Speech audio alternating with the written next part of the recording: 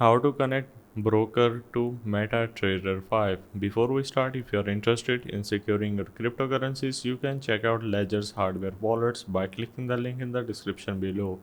So start by opening up your MetaTrader 5 application and you just need to click on settings on the bottom right corner of your screen.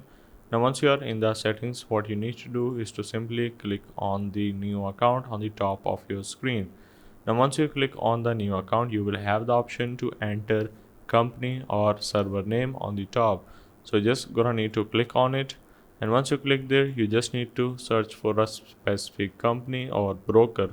So simply type that particular name. So let's go for FTMO. Once you search for this is going to show up right in this place.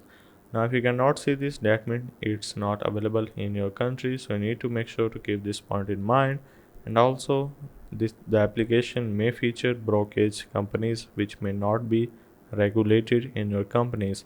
Exercise caution and responsibility before opening an account with any brokerage company. So you need to make sure to keep these points in mind, and if you cannot find this, as I said, it might not be available in your country. You can also click on cannot find your broker, and this is going to show Metacodes Ltd, and we will add this company into the list shortly. So hope this helps. This is how you can connect broker to MetaTrader 5.